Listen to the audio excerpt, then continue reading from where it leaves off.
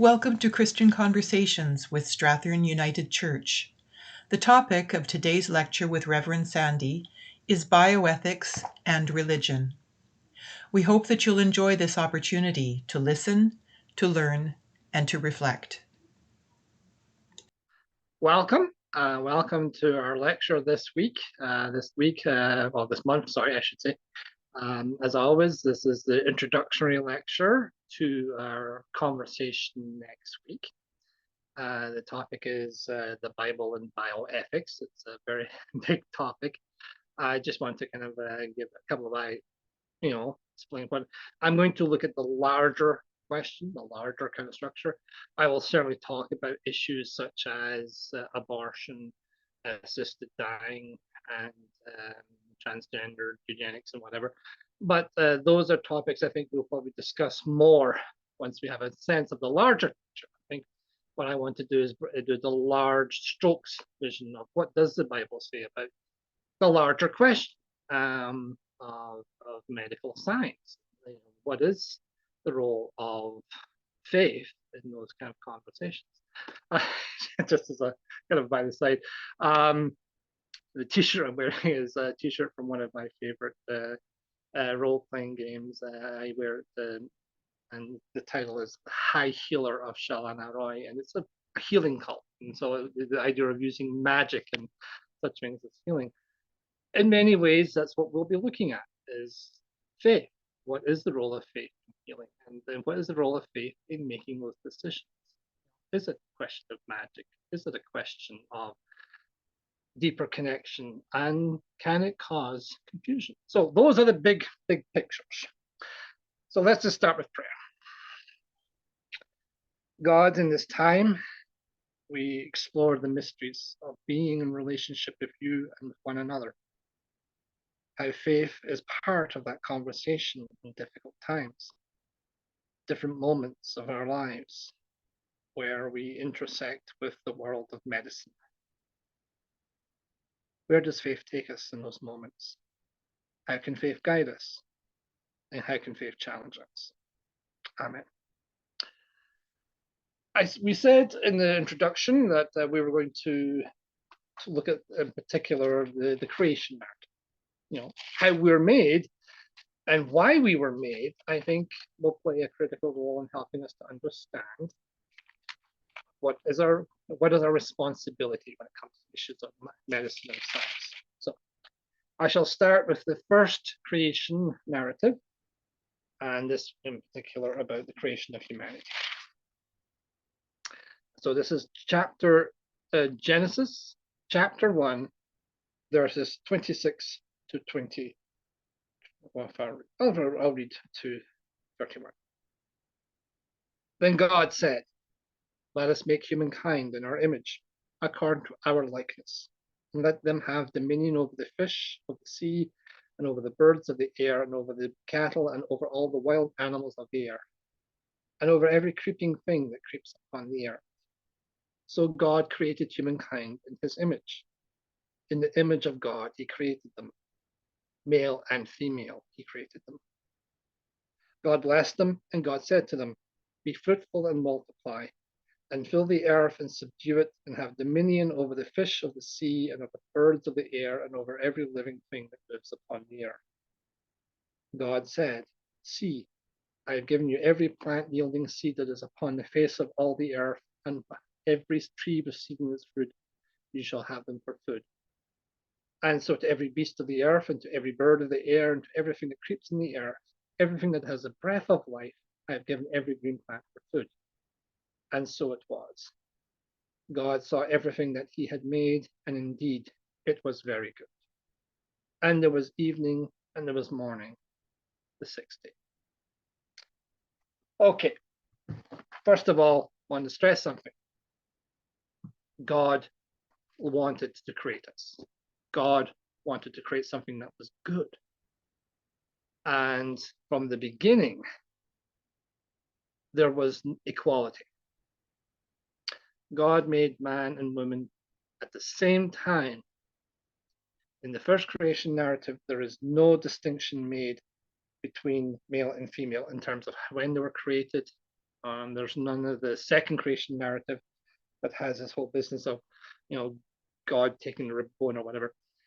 It's clear at the beginning, man and woman are made, no distinction. This is actually quite important because in many creation narratives, and in also the second one in Genesis, many creation narratives make certain points clear that women are inferior. Women are often seen as a punishment, a curse, as well as a necessity. And I'm not going to go into great lengths because that's obviously a topic for another day. But so what does this mean in terms of science, medical science? We are created to be part of God's presence in creation, created to be partners with God.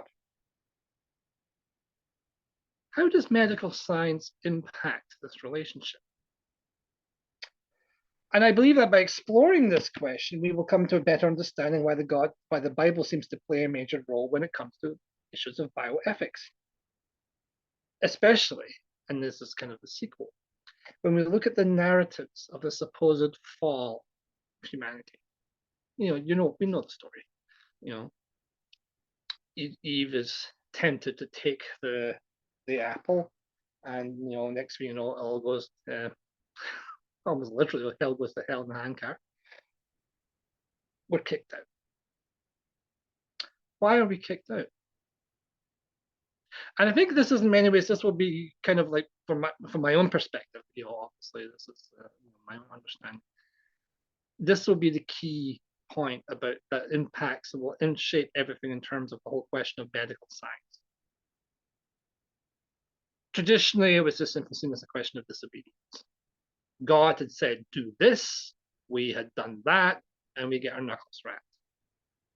And unfortunately, traditionally, this has also been expanded into misogyny. The woman was the one who listened to the serpent, and all this kind of nonsense. Once more for another day. What if it's not so much disobedience?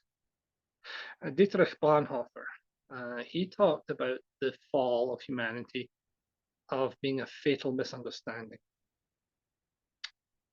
In that humanity wanted to be equal to God. Not of an act of disobedience or an act of kind of pride or arrogance, more so an act of just wanting to be like God. That humanity loves God so much, why can't we be like God? And we can't. There is a distinct line between humanity and God. We are created in God's image. We are blessed with God's breath. But at the end of the day, we are a creation of God. We were created to be a partner with God, but a junior partner, to know your place. The incident between Eve, serpent, and Adam, and then this is how I certainly view the fall of humanity, is not so much a question of disobedience, pride, or arrogance. It was misunderstood humanity, trying to be like God, trying to be as powerful as God, and not understanding we can't. So, okay, so why is this relevant?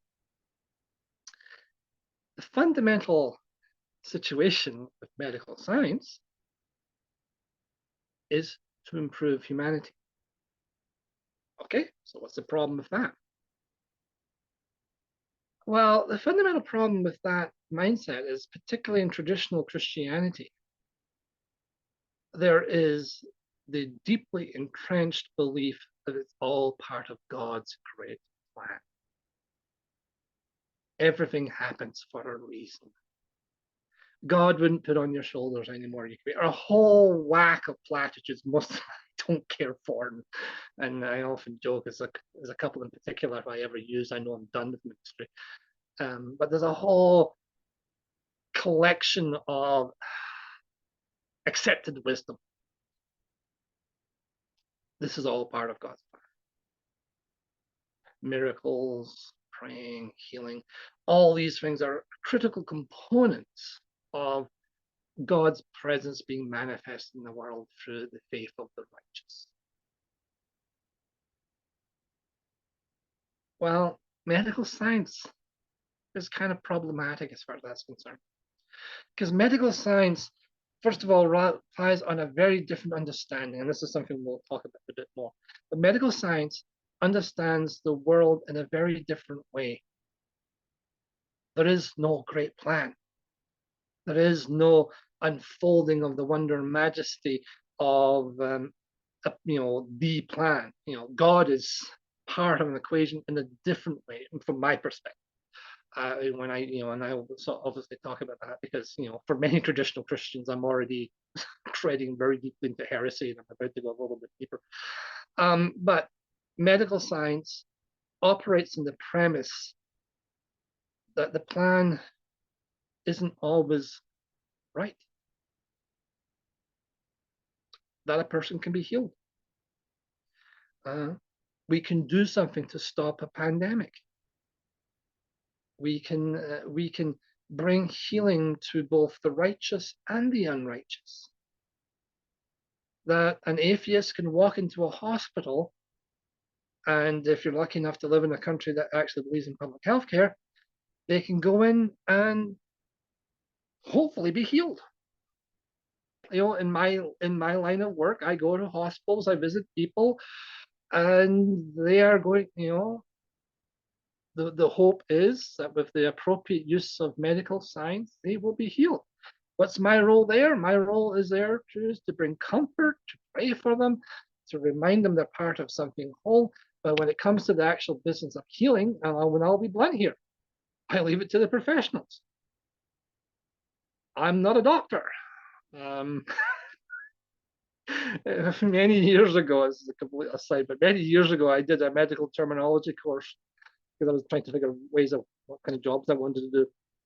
And listening to all this medical terminology made it very clear to me that a career in healthcare was not something I was aiming for.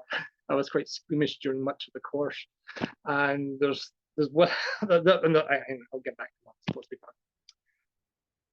So, medical science, particularly the more advanced it becomes, can be perceived as a threat to faith. If the cornerstone of your belief that this is all part of God's great plan, and God does not make mistakes, God is responsible for everything that happens, and then medical science can come along and say, we can fix that, then people get antsy. And I'll give an example. This obviously we're talking about the modern phenomenon, and we'll go more into that in a bit. But this has actually been an issue that has been part of the challenge that the church has faced.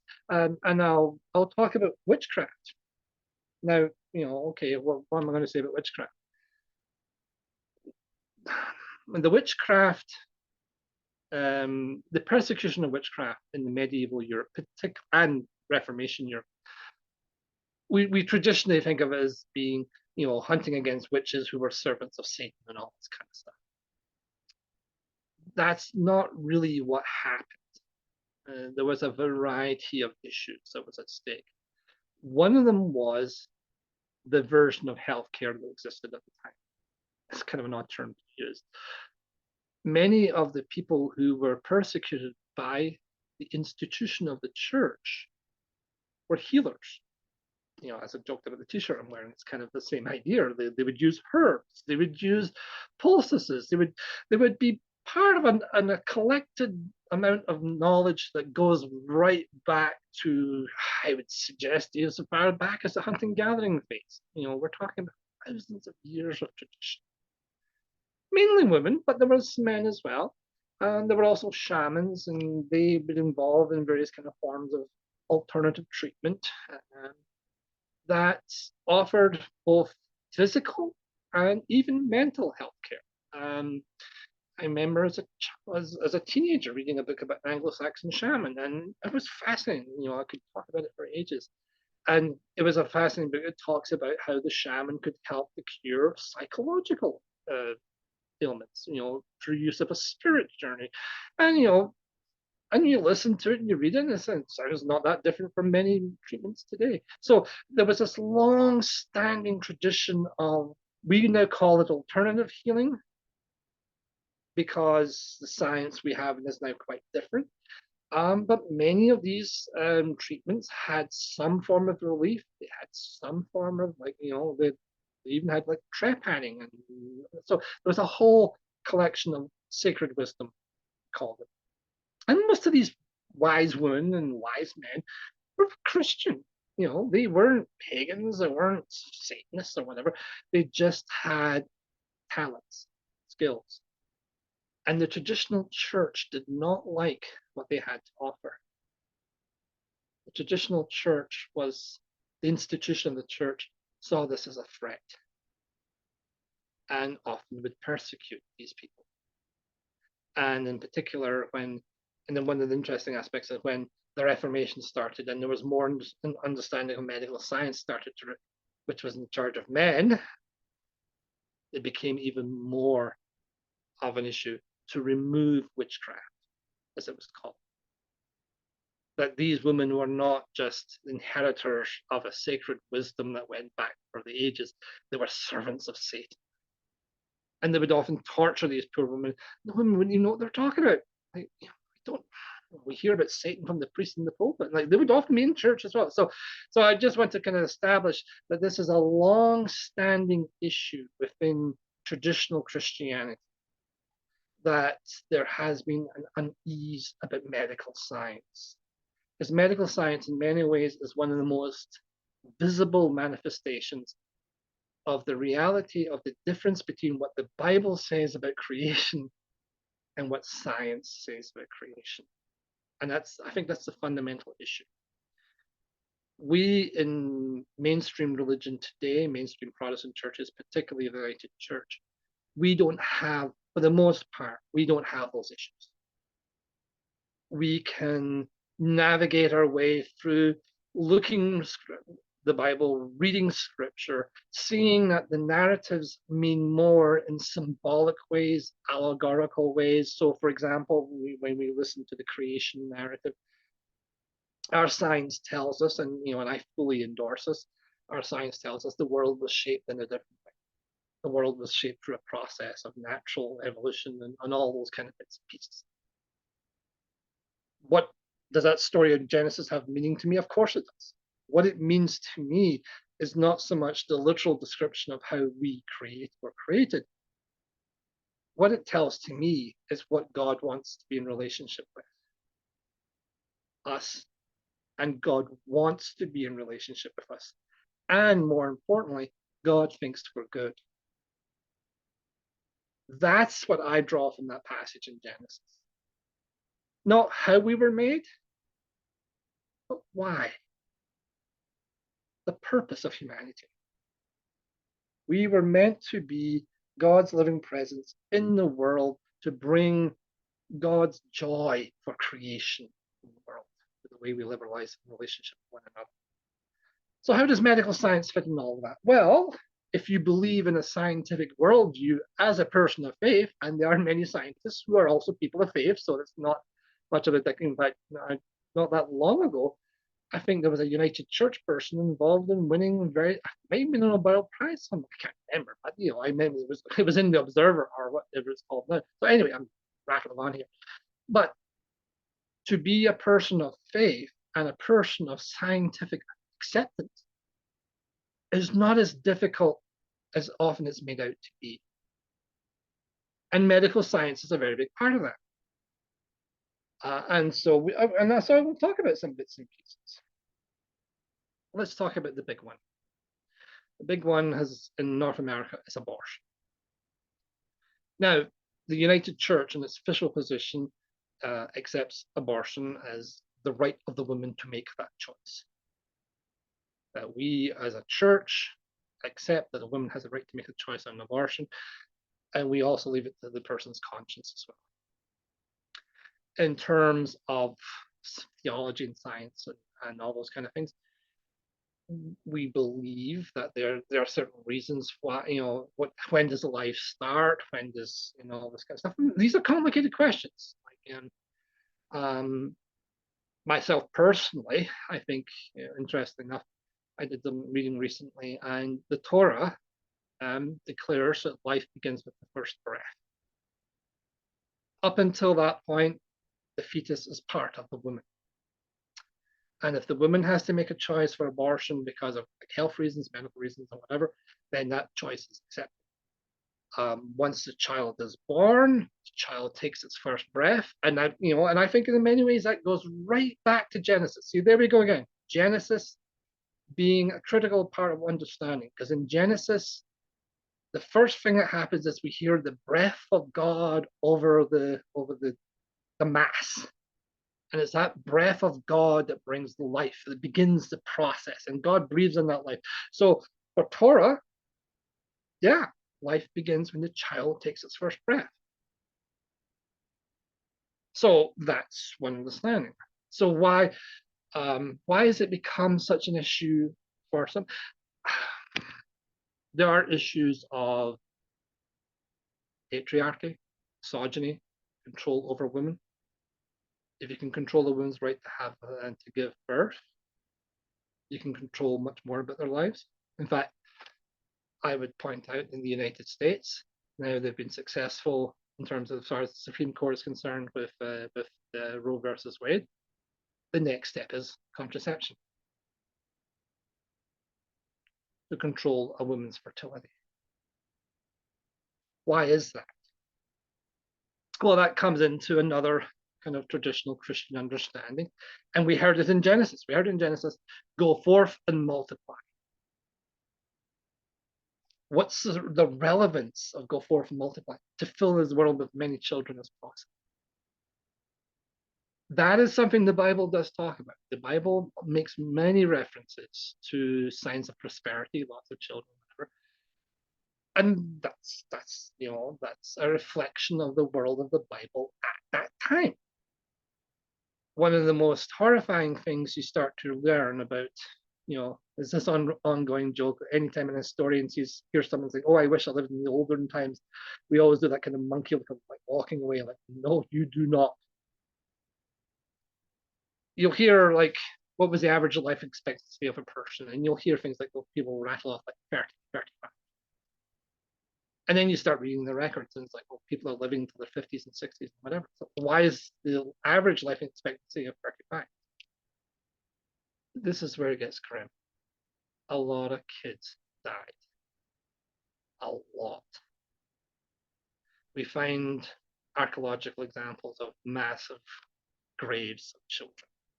There were certain cemeteries set by in various sites. In fact, just not that long ago, I watched a documentary in Carthage, one of the more civilized cities of the ancient world. And initially, they just thought it was like child sacrifice, but it turns out probably more like it was just kids were dying, and women were dying. Women were dying giving birth to children. Infant mortality rates were just staggering. So you to be fruitful and multiply, because you want their kids are your literal future. They're the ones who are going to be looking after you when you get older. There's no social welfare system. You didn't expect most of your kids to live. When Jesus talks about children in the Gospels, it's not that kind of Sunday school, isn't it wonderful? It's cute. He's hanging out with the kids. He's talking about a world who obviously value their children. They do. That's not, but there's a grim acceptance, a resignation that there's a good chance many of your kids are not going to make it up until the mid-teens. And if they're women, there's still the ongoing risk of dying during pregnancy. So when the Bible talks about being fruitful and multiply, to have as many kids as possible, that's why. So the Bible, so to come back to the issue of abortion, why is abortion so, one of the things you'll learn, when What does the Bible say about abortion? Very little. Jesus himself does not mention it once. There, the odd reference about, in fact, one reference, I think it's in the book of Exodus, kind of implies it's actually not a bad thing for certain types of children. In general, if you want to go to the Bible to support abortion and oppose abortion, you're not going to come away with much. So why is it like the cornerstone of a large chunk of Christians in North America? Because they've kind of it's part of our tradition of you don't mess with God's plan, particularly, to be blunt, if you're a woman. If you're a woman and you're with child, you're supposed to bear that child because that child is part of God's great plan. Now, there are obviously other bits and pieces, like it comes to the larger question, the kind of, it's often kind of seen as part of the sanctity of life. You're not supposed to mess with life in general. To be blunt, from a Catholic perspective, I can see it because the Catholic tradition, for example, they're not keen on the death penalty, and there is more of an awareness of kind of bits and pieces. And when we talk a little bit about eugenics, the Catholic Church in particular has some moral authority on that one. So I'll put them in a special category. But when it comes to many evangelical Protestants and their perspective on abortion, I think the best way I've seen putting it is they're not pro-life, they're pro-birth. And the distinction is they don't really do much to ensure the pregnancies receive much health care, much support during the pregnancy. And afterwards, when they give birth, they don't care. One of the most interesting correlations of that is just in the last few months, as you watch Republican states in the United States kind of go, as gangbusters on anti-abortion legislation. Coincidentally, at the same time, they're introducing child labor laws that make it easier for children to work, and in terms of reducing their safety standards. They're also reducing welfare for children. Just a couple of days ago, I saw a story how the governor of Nevada saying something, we're ending the lunch welfare programs during the summer because we don't want kids to get used to being on welfare.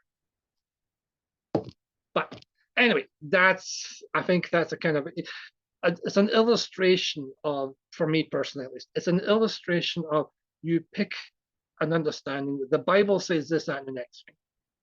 Then when you look at it closely, the Bible doesn't really say that much one way or another. And then you say, what's the general sanctity of life? And once more, if you were to push that, there have been times in the Bible when a sanctity of life has not really been high on the agenda. And this is something we'll move into the next kind of period. Illness as a punishment from God.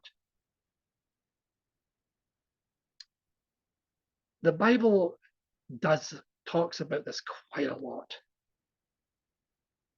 The First Testament is just full of stories with God using disease as a weapon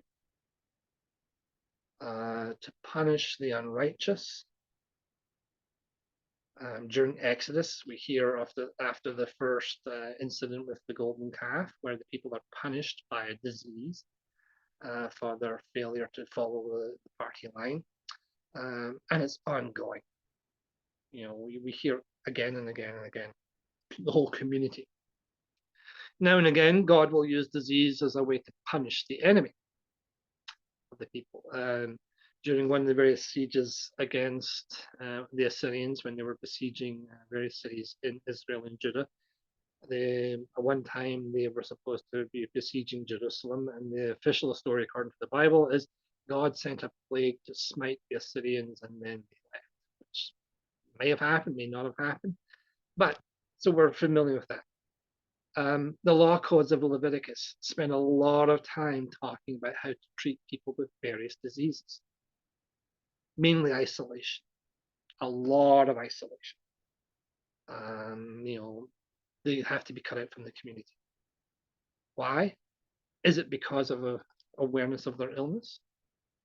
Or is it because of the belief that their illness is a sign that they have been tainted and are no longer pure enough to be part of the community of God? The scientific understanding, or the medical understanding of the time, was that illness was a sign of disfavor from God and gods in general, because this was not just people of Israel, this was illness in general. There were very few attempts to look at medical understanding because the basic issue was lack of medical knowledge, lack of medical awareness. But also there was the more deeper awareness, there was a lack of desire to look at these things and draw different conclusions from it being the will of the gods or the will of God. Because if you did that, someone was going to get annoyed. So when medical science begins to emerge, when people start to look at these bits and pieces around them and start to ask maybe more kind of pointed questions, religious people get scared. They don't like it because if you are asking questions based on an empirical understanding of the world and trying to make sense of how the world works that doesn't involve gods or God, people get nervous.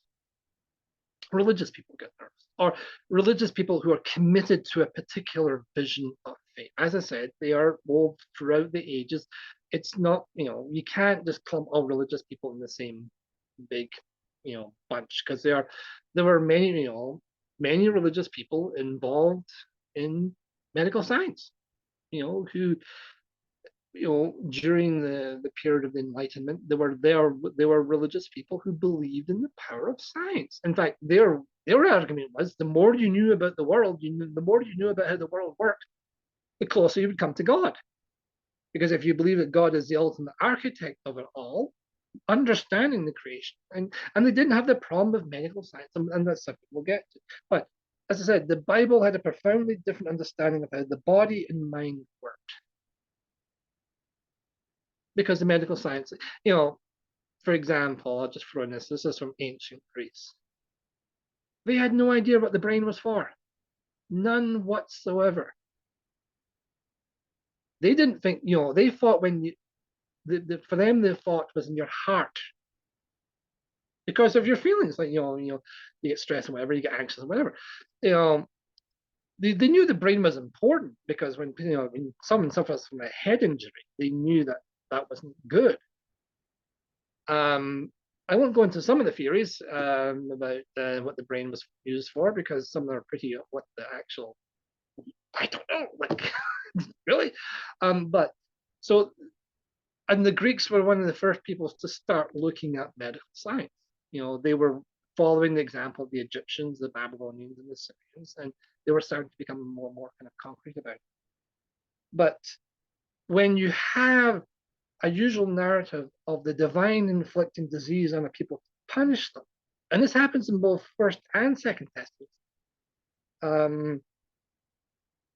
That's kind of and when you set the barriers about how to gain God's favor. So there was a financial process as well, like a whole process of offering sacrifices to the temple to ensure purity and such and such. Now, yeah, that was in the Bible. But it still happens. It still happens that people have a tendency to view disease as a sign of failure, a sign of you have not walked right in the ways of God. I grew up in the 80s. I remember the AIDS crisis. And one thing I remember is many Christian leaders condemning the LGBTQ community and basically saying they deserved all they got. They were being punished for their sins. It's one of the main reasons why I was an atheist. I was disgusted. Now, I wasn't, an LGBTQ activist in any sense of it. Like I was just Teenager growing up in Scotland with maybe a little bit nerdy in some ways, okay, very nerdy in some ways. But that kind of mindset to me was just appalling. You know, the disease spread for a variety of factors. Was the lifestyle part of it? Probably it was. But I don't remember hearing the same vitriol aimed at smokers. And there's a more direct correlation between smoking and lung cancer than what was going on with AIDS and the LGBT community. So to me, there was this kind of like, and it's the same alcoholism and all the social ailments. Like even today, once more, why is it that we demonize people who are addicted to various substances, opioid substances in particular? And yet when it comes to alcoholism, it's like, well, we'll turn a blind eye. DUI, not a problem. Don't worry about it. Take your points or whatever. Driving under the influence of drugs, oh, how dare you? There's that ongoing kind of moral judgment that is based, ultimately, I believe is based on this understanding of, faith. Some people deserve to be punished. If you're weak enough to be addicted to opioids, well, that's your problem. You're the one who's weak. You're addicted to alcohol? Oh, well, we'll figure out what we can do about that. Obviously, there's more gray, and things are changing, but nowhere as fast as it should be. But there is this ongoing sense of the intervention of when do we intervene to care for someone, or are we messing with God's plan or God's punishment?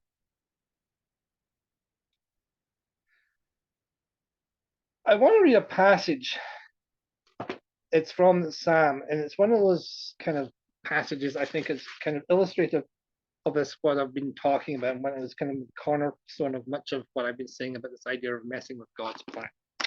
It's Psalm 136, and it's verses 13 to 16. And it's a wonderful passage. I think it's a powerful vision. For it was you, God, for it was you, God, who formed my inward parts.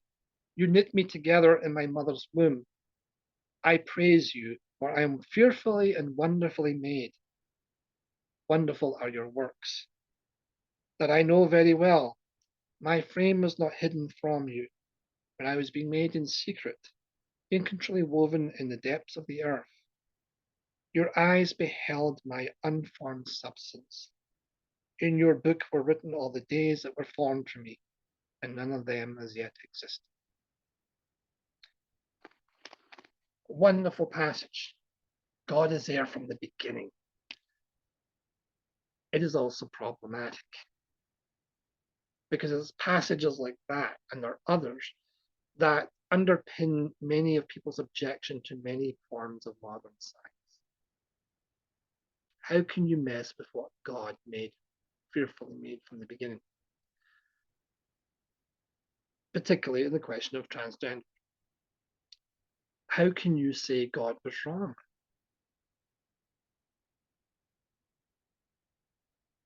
And when you read a passage like that, it's kind of, yeah. Well, this is poetry. It is celebrating the closeness of the relationship between humanity and God. It works with an understanding of the world that we were made in God's image, directly made in God's image. It's written by someone who is expressing their love for God in a way that is beautiful, that is meaningful, and rooted in the understandings of the world they live in. To use this kind of language and use it to attack someone who is transgendered, I think it's not just wrong, but it does a great disservice to this original work. You're ripping out an original piece of beautiful poetry that expresses someone's love for God because of how we were made to be wonderful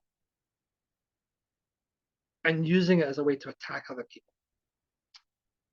Because this is rooted in an understanding of how the world works that is at least 3,000 years old. No, a completely different understanding than we have today, and a completely different understanding of how human beings work. We are all works in progress. We have genetic traits that pop up all over the place at different times, different moments in our lives. We may go for years with no issue, and then all of a sudden, bang, something kicks in, and next thing you know, we're dealing with something that's been triggered in our genetics stream, and next thing you know, we're dealing with a mental health issue, we're dealing with a physical health issue.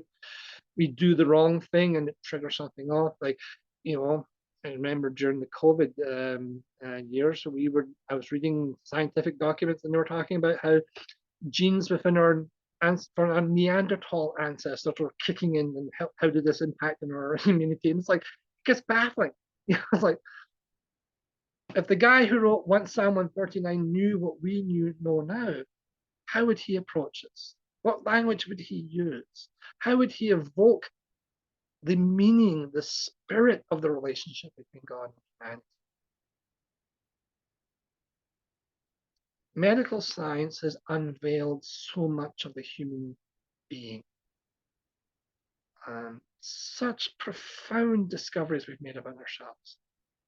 And such profound discoveries we're continuing to make. Like in the last few years, we're beginning to learn stuff about mental health that is just light years ahead from what we used to know. And it's beginning to have effect in how people respond to mental health.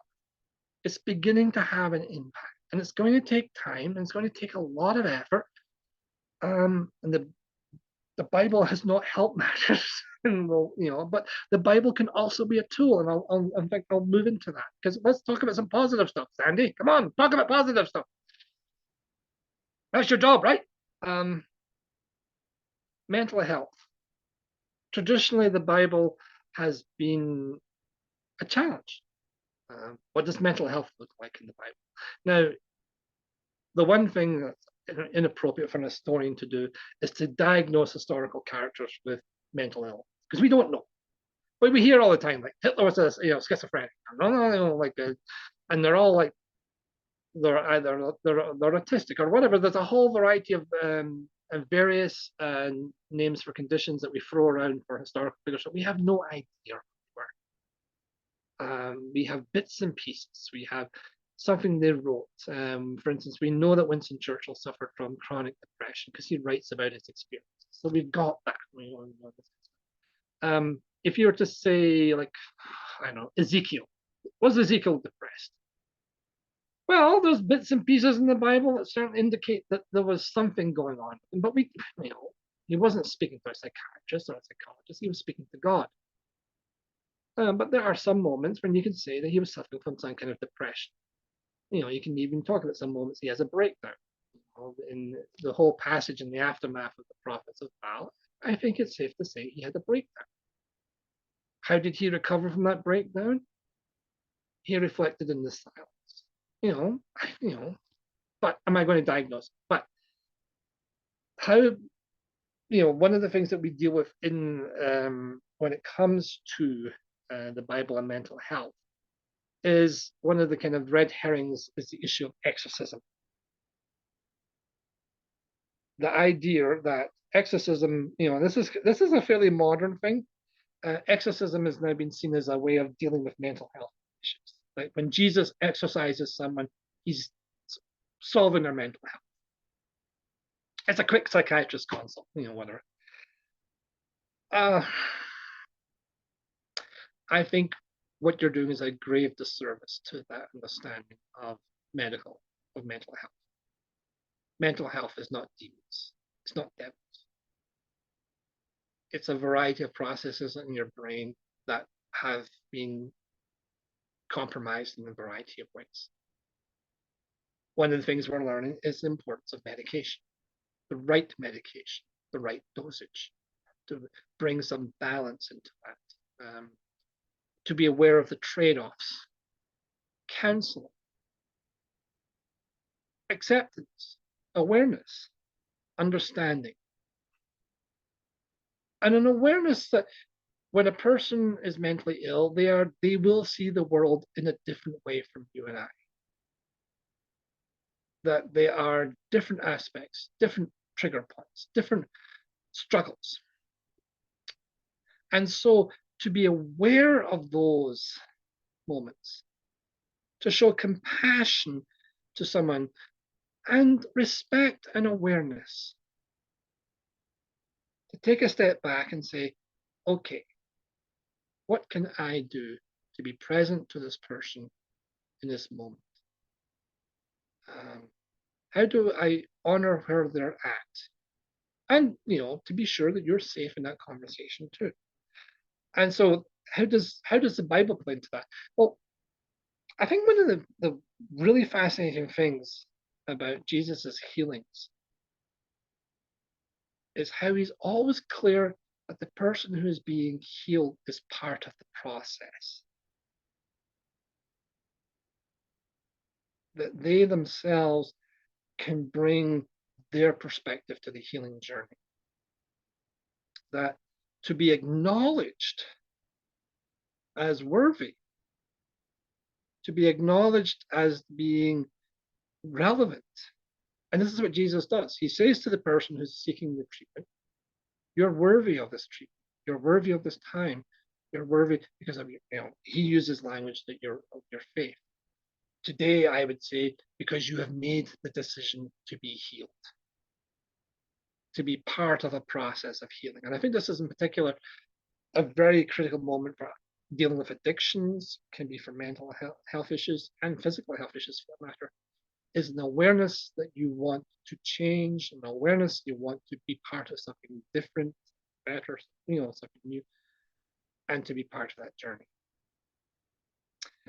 I'm going to wrap up because I've got a few more, just a couple more points to kind of talk about in terms of the whole question. As I said, the larger question is the role of the Bible has been to inform a point of view about God that can be problematic.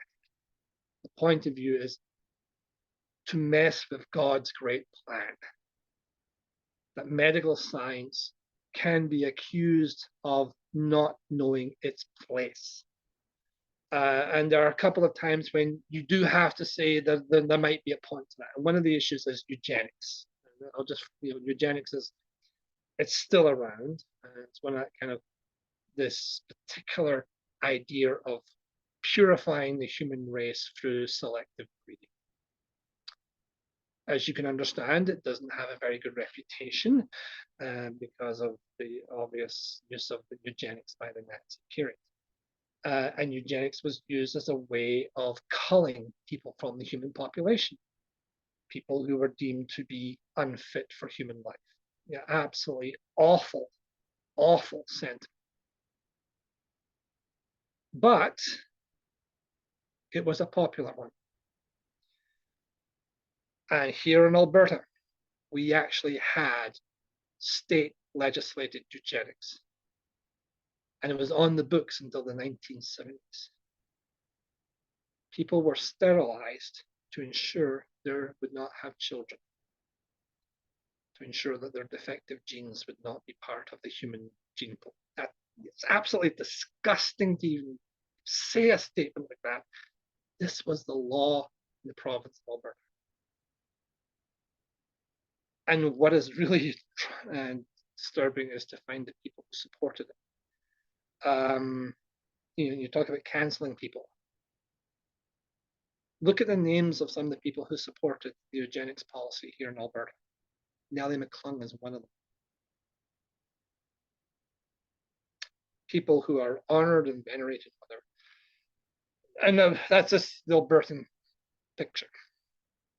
Eugenics was seen as a way that the human race was in decline and the human race needed cleaned up. And then, obviously, the worst example was Nazi Germany, where there were a variety of state policies that were used once, remove parts of the population that were considered to be no longer appropriate.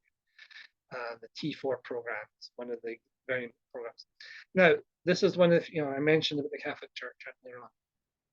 The Catholic Church heard about this program. The Catholic Church in Germany heard about this program and put as much pressure as they could to stop the program from happening. It delayed the program, and the Nazis decided to find other ways of implementing the exterminationist policies towards the disabled. But the Catholic Church has always opposed eugenics. I oppose it too, for that matter.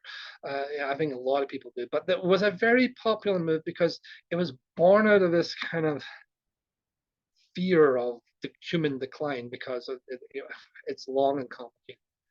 But there were those in the church, particularly the Catholic Church, who used the argument, you cannot make this argument with anyone in God's creation that they're unfit,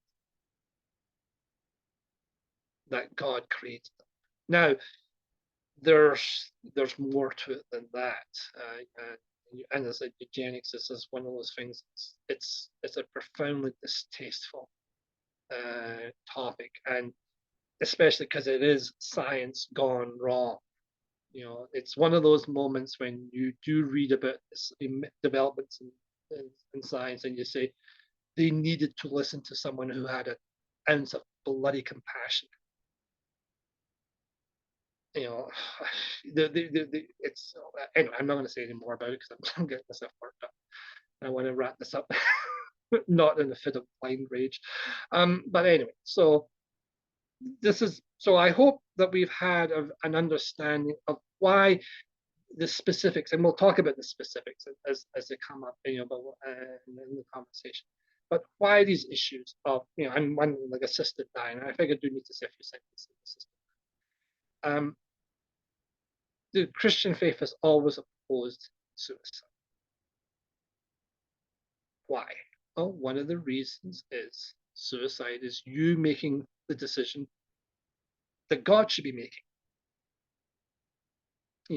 Suicides were often like in traditional Christians, and you wouldn't get a Christian burial. You were buried, or whatever. So when the issue of assisted dying came up, people just lumped it in with the same thing. Now, I'm not going to talk about suicide because that's a different topic. But I personally believe in the person's right to choose assisted dying. If you know you're going to die at X point, and you know what's going to happen before that point, and if there are not the resources in terms of hospice care and support care and all the other things, I'm the great believer in not having to get to the last resort in the first place.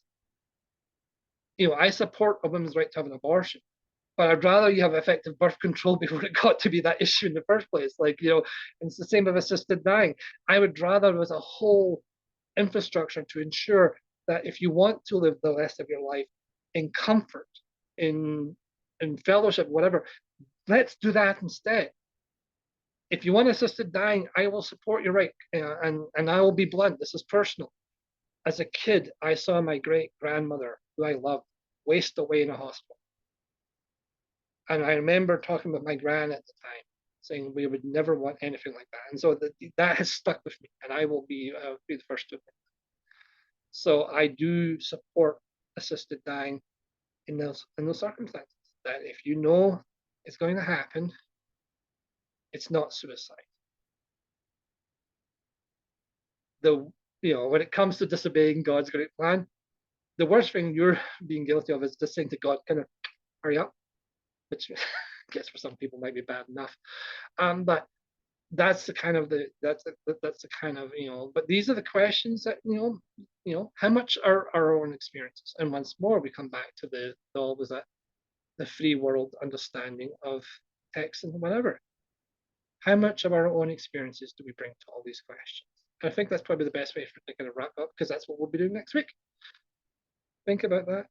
How much of our own experiences, how the world has been for us, particularly medical issues, experience of the people around us, on issues of abortion, on issues of mental health, addiction, assisted dying.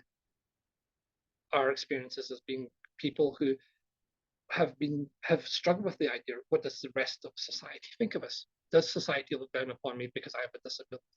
Does the society not want me around because I'm a reminder of something they don't want to be reminded of? Well, those are the kind of questions that I hope I've given some kind of foundation. So anywho, let's just take a moment and we'll close with